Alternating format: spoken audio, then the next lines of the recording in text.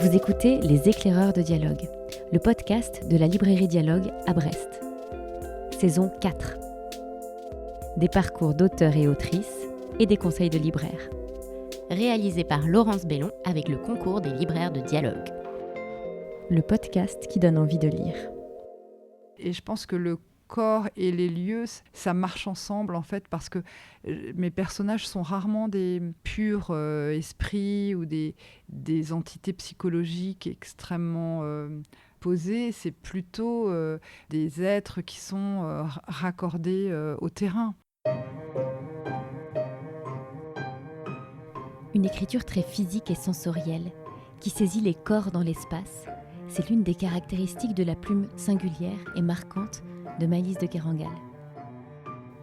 Parmi ses romans, dont le premier « Je marche sous un ciel de traîne » est paru en 2000, il y a Naissance d'un pont, récit à la fois intime et choral du processus de construction industrielle d'un viaduc moderne qui a reçu le prix Médicis en 2010. Mais aussi Réparer les vivants, superbe roman qui nous emmène dans une autre aventure collective et intime, celle d'une transplantation cardiaque, et qui a reçu pas moins de 10 prix littéraires et a été adapté au cinéma. Dans tous ces textes, Maëlys de Kerangal investit ses sujets avec la précision du documentaire. Sa phrase ample unit et fait exister différents champs lexicaux, différents niveaux de langage, tout en révélant leur dimension poétique. Nous l'avons reçu à Dialogue à l'occasion de la parution de son nouveau roman, Jour de ressac, qui est peut-être son livre le plus personnel. Pour la première fois, il est porté de bout en bout par une narratrice qui s'exprime à la première personne, et il contient en son cœur la ville du Havre, dans laquelle Maëlys de Kerangal a grandi. Et dans ce double épisode des Éclaireurs de Dialogue avec Maëlys de Kerangal, nous commençons justement par évoquer son enfance et la place qu'y tenait le livre, avant de découvrir son parcours et de plonger dans son œuvre. Bonne écoute.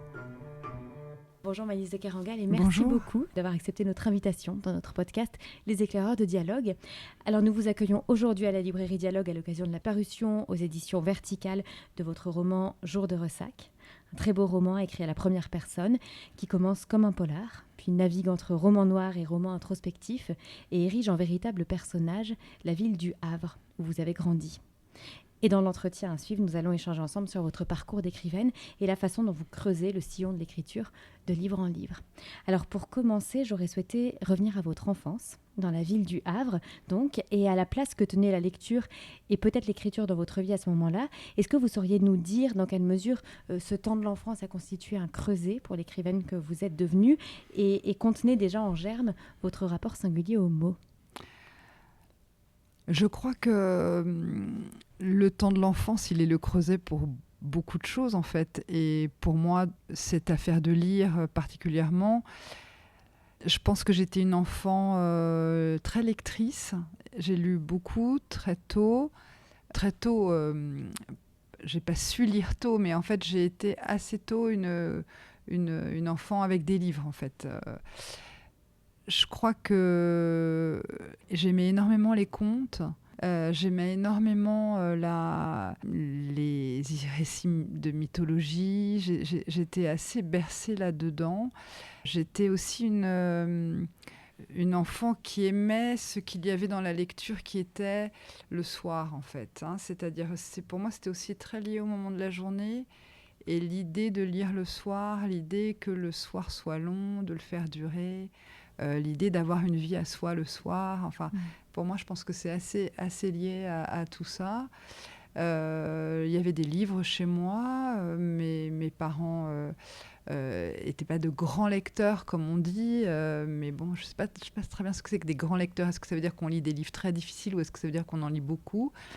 Mais en l'occurrence, ils étaient plutôt des lecteurs de nombreux livres. Il y avait mon père aimait beaucoup lire et ma mère aussi. Elle a été à un moment donné bibliothécaire dans une association. Donc en fait, c'est aussi une maison où il y avait un rapport quand même au livre, un rapport à la lecture et à l'aspect assez, je dirais, quelque chose qui pouvait nous relier les uns aux autres. C'est-à-dire dans l'idée de se parler des livres que l'on lisait, l'idée de les partager, Moi, j'aimais beaucoup entendre les adultes se raconter les livres.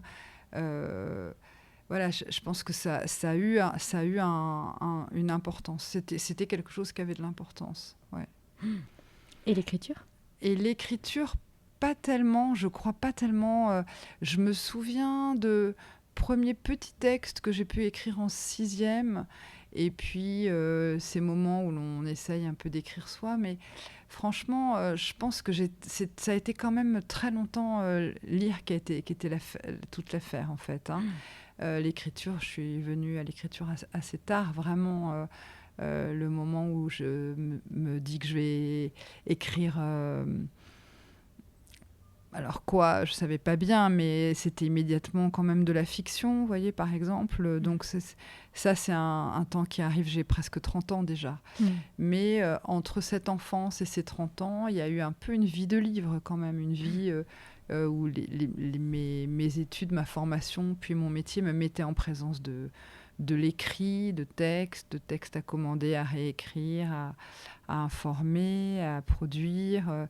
Voilà, c'était quand même, même sur un plan plus documentaire, plus professionnel, il y a eu ça quand même dans ma formation. Oui, parce que donc, après votre bac, vous quittez le Havre, vous suivez des études d'histoire, de philosophie et d'ethnologie, et puis vous débutez une aventure éditoriale. Vous serez notamment éditrice de guides de voyage chez Gallimard. Cette expérience, de quelle manière est-ce qu'elle a nourri votre façon de travailler pour vos romans, qui comprend pour chaque livre une phase importante d'exploration et de documentation ? Oui, alors ça, c'est un truc assez étonnant. C'est assez récemment que j'ai commencé à faire le lien entre cette période où j'étais éditrice de guides de voyage et mes propres livres qui sont venus ensuite. J'avais pas vraiment relié ces deux temps et la nature de ces deux activités. Et en fait, je pense aujourd'hui qu'il y a quelque chose comme une espèce d'écho de l'un à l'autre. C'est-à-dire, en fait, surtout de mon travail fait écho à ce métier d'éditrice de guide, dans la mesure où il est quand même question effectivement d'une littérature de terrain, souvent, avec une forme d'enquête, l'idée d'une exploration, vous l'avez dit, l'idée de se rendre sur place. Quand on travaillait sur les guides, il y avait l'idée quand même d'entrer, de pénétrer un réseau associatif, des gens qui étaient des experts, des spécialistes, des sortes de fixeurs, et qui produisaient des informations, enfin nous délivraient des informations très précises, très, très détaillées. Je pense que j'avais vraiment le goût de ça, et je pense que ce goût-là se retrouve dans mes textes, le rapport au lieu, le rapport quand même à la question de la connaissance, l'idée que l'écriture est toujours...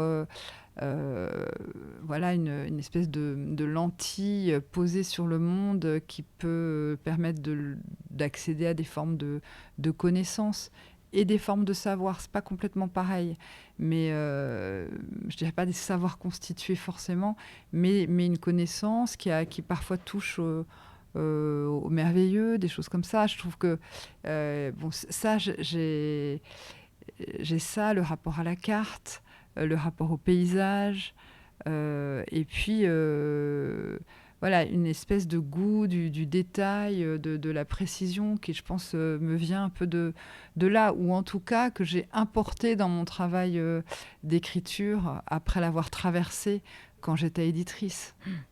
C'est en 2000 que paraît votre premier roman, Je marche sous un ciel de traîne, aux éditions Verticales. Et puis suivront notamment Corniche Kennedy, Naissance d'un pont, qui reçoit le prix Médicis en 2010, et Réparer les vivants, qui rencontre de très nombreux lecteurs, reçoit 10 prix littéraires, est adapté par la suite au cinéma. C'est aussi le cas de Corniche Kennedy et bientôt de Naissance d'un pont. Tous ces romans, ils nous embarquent dans des univers différents. Et vous parliez tout à l'heure de connaissances. En effet, on pénètre dans ces mondes, on apprend beaucoup. Ils se répondent aussi par plusieurs aspects, à commencer par votre écriture, qui est portée par une phrase ample, qui est une écriture aussi très sensorielle, une écriture du mouvement, qui fait place au corps, aux gestes, aux voix, et qui fait exister les personnages et les scènes grâce à cette attention au détail dont vous parliez. Cette question du corps dans l'écriture, comment est-ce qu'elle s'est imposée à vous ? Est-ce qu'elle est venue comme une évidence quand il s'est agi de faire vivre des personnages ? Et quel rapport au personnage, est-ce que ça l'a créé ? En fait, elle s'est imposée avec... Il y a eu un tournant avec Corniche Kennedy. Je pense que Corniche Kennedy, c'est vraiment le roman des corps avec l'adolescence qui est le temps du corps en puissance, on pourrait dire, même s'il y a aussi l'idée du corps fragile de l'adolescent. Mais voilà, c'est un corps en mutation qui se découvre en tant que corps, la découverte du désir, etc. Ça me touchait énormément. Et je pense qu'à ce moment-là, alors c'était initié un peu avant dans Ni Fleur ni Couronne, mais là, ça prend, ça s'établit en fait dans l'écriture.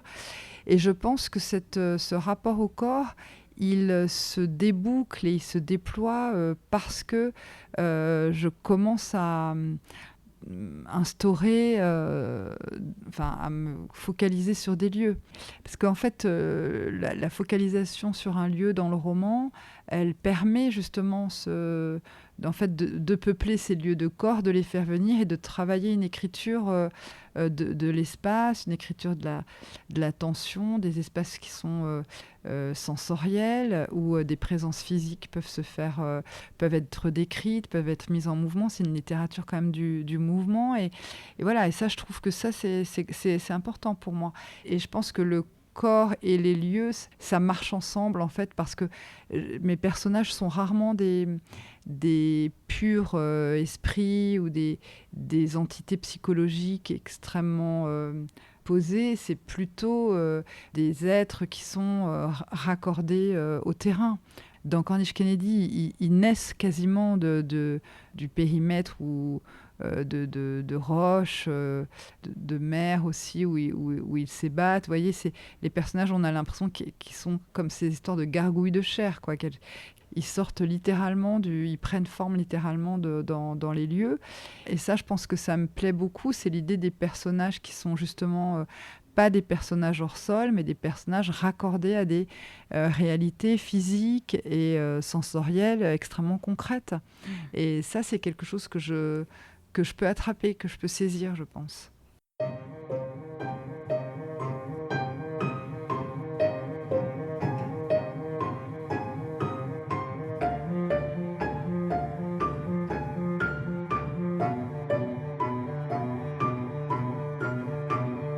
Le premier livre de Maëlys de Kerangal que j'ai lu, c'est Réparer les vivants. Et je me souviens, dès les premières pages, d'avoir été éblouie par l'écriture, son rythme, sa précision, ses phrases amples.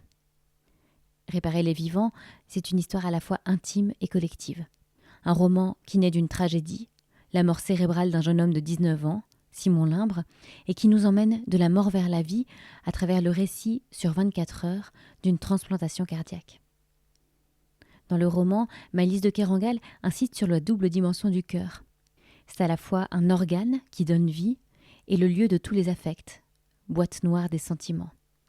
Et cette double dimension est très présente dans l'écriture du livre, qui réunit à la fois toute la douleur, l'émotion, l'affect, le désespoir et l'espoir que contient une telle histoire, mais aussi la précision, la technicité, du langage médical notamment, et les questionnements sociétaux indissociables du don d'organes. C'est aussi un texte dans lequel le chant a une grande importance.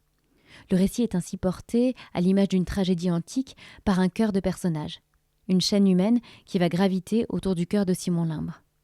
Chacun de ces personnages porte un nom qui ramène au chant lexical des oiseaux.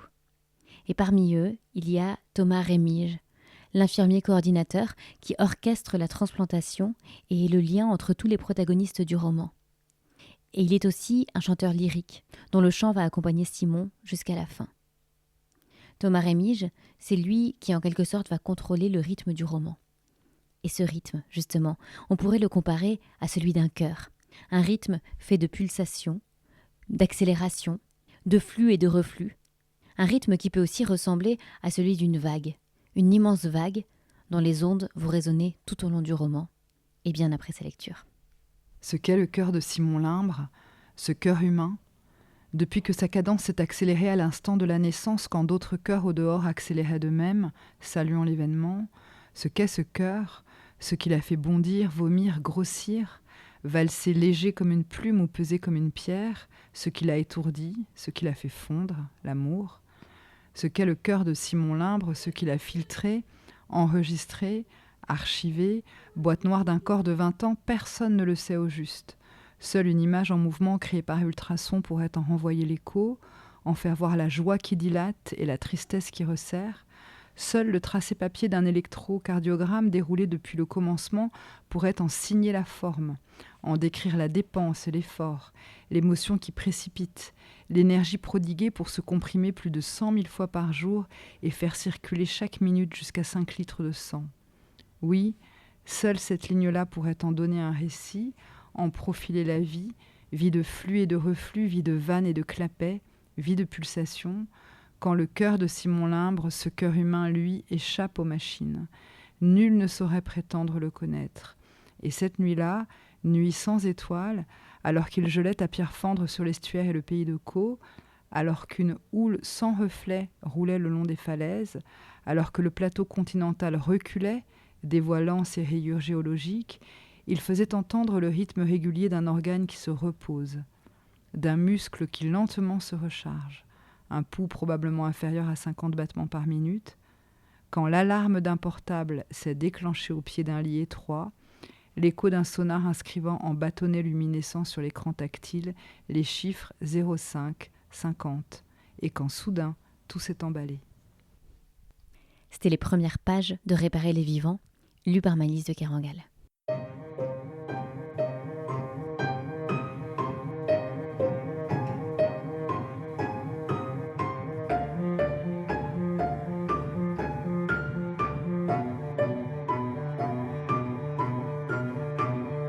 Il y a le rythme de la phrase et il y a le rythme, le mouvement du roman aussi, qui est propre à chacun de vos romans, je dirais. Dans Réparer les vivants, par exemple, on avait un rythme qui pouvait ressembler au rythme d'un cœur ou au rythme d'une vague aussi. Ouais. Dans Un monde à portée de main, on était plus dans un tourbillon. Oui, tout à fait.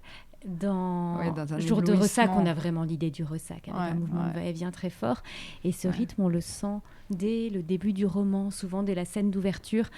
Vous écrivez souvent des scènes d'ouverture qui contiennent en elles absolument. les mouvements du roman. Ouais, je travaille beaucoup ça. C'est très important pour moi comment on rentre dans un livre. Moi-même, je mets beaucoup de temps à rentrer dans un livre, au sens où j'aime que ce temps d'apprivoisement, de désir aussi dure. Ça me prend du temps et j'aime que ça me prenne du temps. Les entrées dans les livres demandent un certain travail. Pour moi, c'est vraiment la scène d'ouverture. C'est vraiment le mot ouverture. Le livre s'ouvre et il y a une scène qui s'ouvre. C'est même assez ritualisé, c'est même assez théâtralisé. Souvent, je pense à Un monde à portée de main, l'escalier en colimaçon. On va descendre dans le temps, c'est le temps des grottes. On voit bien que c'est une espèce de pas de vis qui va creuser des couches sédimentaires. Il y a ces scènes d'ouverture et je trouve que elles contiennent aussi une forme de l'énergie du livre, peut-être sa note aussi. Dans Jour de ressac, c'est un peu particulier parce que le démarrage, c'est un démarrage avec une intensité plutôt de roman policier. Enfin, je dirais presque plus de roman noir. Enfin, très très vite, c'est du roman noir plus que du policier. Parce que tout de suite, l'écriture, elle n'est pas complètement directe, on voit très bien, mais bon, ça compose un peu avec ces deux genres, et puis après, ça devient autre chose, mais il y a quand même une écriture avec un jeu narratif qui ouvre le livre, et il y a cette histoire vous concernant, donc il y a ce vous qui est tourné vers le lecteur, que ça concerne, enfin... comme le concerne un mort trouvé sur une plage. Vous voyez, cette idée d'être concerné aussi par le monde dans lequel on est. Et voilà, et ces scènes-là, pour moi, elles demandent un travail particulier qui est celui vous dites, de l'ouverture, où l'on expose un petit peu, même si c'est, pour le coup, dans ce livre-là, ça dérive ensuite. Je trouve qu'il y a quand même dans cette scène de départ, avec l'arrivée de Blaise, avec cette femme avec son sac, et ce sac qui est lourd, et dans le sac, il y a le ressac, et il y a le ressassement, et immédiatement, elle se tourne un peu vers... elle regarde un peu les hommes qu'elle connaît. Est-ce que ça peut être l'un d'eux ? Enfin, il y a immédiatement un retour sur elle, et elle est saisie comme ça dans un temps très bref de l'appel téléphonique qui vient fendre finalement la continuité du jour. Et pour moi, ça, c'est une scène d'entrée, quoi. Parmi les scènes d'ouverture des romans de Maëlys de Kerangal, il y en a une qui m'a particulièrement marquée. C'est celle d'Un monde à portée de main. Le mouvement du roman, c'est un tourbillon, et dans cette première scène, une jeune fille apprêtée dévale un escalier en colimaçon, un soir, avant de sortir dans le monde. Et en quelques lignes, le personnage se met à exister pour nous lecteurs. Ce personnage, c'est Paula Karst, jeune fille flottante qui va apprendre à voir et habiter le monde au cours de 7 années de formation, de ses 20 à ses 27 ans. Et avec elle, grâce à elle, nous pénétrons un monde au langage très spécifique, celui des peintres en décor, des copistes, qui reproduisent les matériaux qui composent le monde. Avec le personnage de Paula, c'est un roman initiatique que Maëlys de Kerangal nous livre. À ses côtés, on vit des années de formation à la fois passionnantes et douloureuses, dans lesquelles le travail prend toute la place et n'a pas de limite. Il s'agit aussi pour Paula de forger son regard et d'apprendre à voir au-delà de ce qui est visible. Et au fil de la lecture, on peut d'ailleurs voir des analogies entre le peintre en décor et le romancier, qui chacun avec son art tendent à reproduire le réel, à le faire exister. Dans un monde à portée de main, il y a aussi un autre fil qui tient le livre à bas bruit, celui d'un amour qui advient. Et comme toujours, dans les romans de Maëlys de Kerangal, il y a une langue vivante et composite qui unit la technique et le poétique et qui fait aussi exister le langage contemporain d'une jeune fille d'aujourd'hui.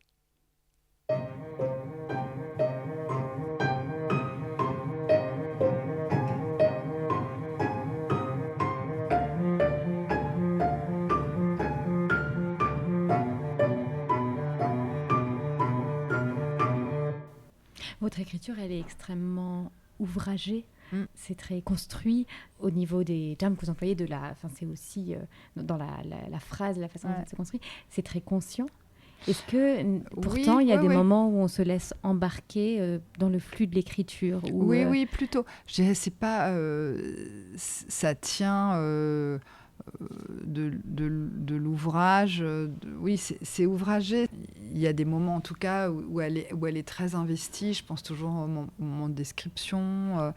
Il y a quelque chose, j'ai un goût pour parfois un mot extrêmement précis, donc qui fait peut-être un grain dans une phrase plus simple, de jouer sur des registres où il y a aussi pas mal d'oralité, pas mal de voilà, c'est vrai que le livre précédent était hyper dense avec des moments plus documentaires, avec la collection de les mots, c'est pas tellement le pinceau, c'est le monde de tous les pinceaux, c'est pas tellement le bleu, c'est le monde du bleu, et que quand on dit bleu, il y a toute une histoire que j'avais envie de raconter par rapport à cette couleur, par exemple. Donc d'où elles venaient, comment on allait les chercher. Je me souviens de ces pages, elles étaient assez... Voilà, c'est des pages qui sont très digressives, où on part de très loin, en fait, pour arriver à l'idée qu'on essaye de peindre un ciel dans une chambre de bébé. Et j'aimais bien ça. La pièce à peindre est située au premier étage sur cour. L'étroite fenêtre obscurcie à toute heure du jour par un pan de mur noir et suintant, mais c'est bien là, dans cet endroit terne, confiné, qu'elle retrouve son tempo, règle sa respiration, revisite sa musculature, et ceux qui la regardent à cette heure, la grosse tourterelle descendue en vol spiralé dans le puits de l'arrière-cour, la vieille dame chauve collée au carreau d'en face, la lycéenne qui évalue le temps qu'il fait à l'instant de choisir son pull, sont frappés par l'expression de son visage, par sa figure impassible quand le reste de son corps, lui, est entré en action, comme si elle avait déclenché un processus que rien ne saurait interrompre avant que soit accomplie la dernière opération. Chaque mouvement logé dans celui qui le précède, chaque geste découlant de la chaîne tout entière. Elle commence par préparer les lieux, étale à 4 pattes la bâche de plastique sur le parquet, puis, grimpée sur l'escabeau qu'elle déplace mètre à mètre le long des murs, déroule un ruban de masquage sur les angles du plafond. Opération fastidieuse censée garantir des finitions nettes. Une fois que tout est prêt, elle accroche le pot de blanc contre les montants de l'échelle à l'aide d'un fil de fer, se hisse sur le dernier barreau et démarre l'application du fond en 2 couches, au rouleau, la nuque renversée, songeant à ce ciel qu'elle va peindre, à cette zone diaphane, gazeuse, à la limite de la transparence, et qui diffusera dans un jeu de reflets une lumière radiante dont nul ne saura situer la source. Elle imagine ce ciel à la fois immatériel et palpable, qu'elle ponctuera d'un nuage prosaïque et tendre. Voilà ce que je vais lui faire, à ce petit bébé-là. J'aimais bien cette espèce de tension aussi, parce que je pense que c'est dans ces moments d'écriture, j'ai la volonté finalement de résister à une littérature standard, en fait. Et je vois bien que mon écriture, elle est plus hérissée, elle est plus bizarre. Et je pense que ça a pris des allures un peu de manifeste avec Un monde à portée de main. Et là, c'est un peu plus calme, mais évidemment que ça subsiste. Il y a aussi une grande musicalité dans l'écriture. En quoi est-ce qu'il est important qu'elle sonne, la phrase, et comment est-ce qu'on la fait sonner ?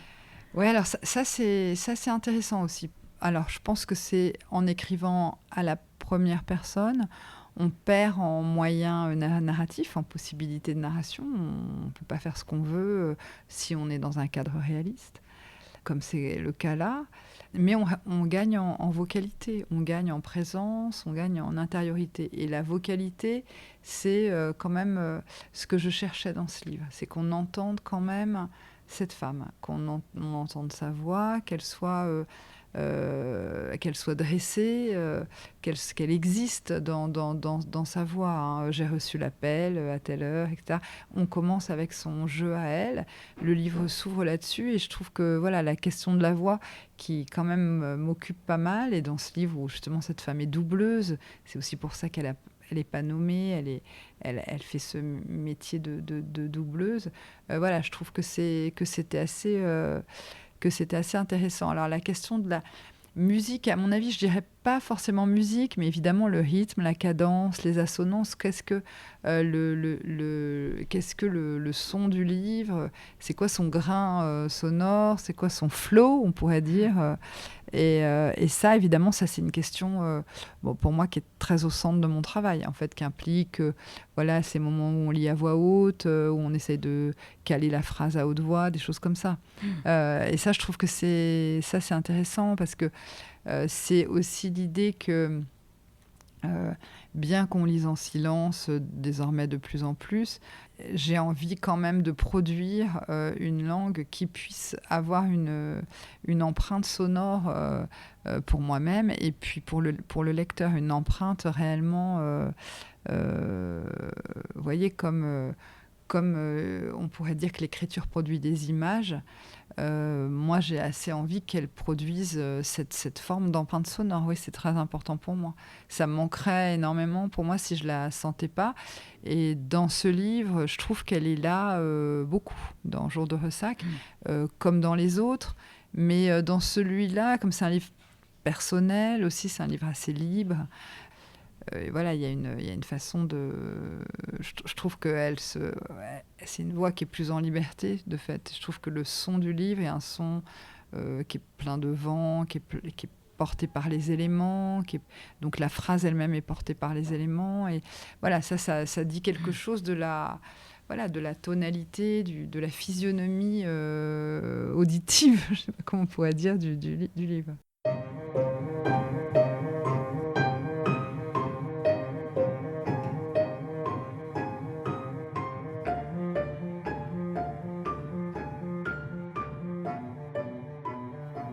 Et c'est sur cette description de l'empreinte sonore de Jour de ressac que se termine ce premier épisode de notre podcast avec Maëlys de Kerangal. À suivre donc dans un deuxième épisode dans lequel nous plongerons dans ce roman, qui est sans doute le livre le plus personnel de Maëlys de Kerangal et qui commence comme un polar. Nous vous donnons rendez-vous le mercredi 19 mars pour le découvrir. Et si cet épisode vous a plu, on compte sur vous pour le partager et en parler autour de vous. N'hésitez pas non plus à vous abonner pour ne pas manquer les prochains. À très vite et belle lecture d'ici là.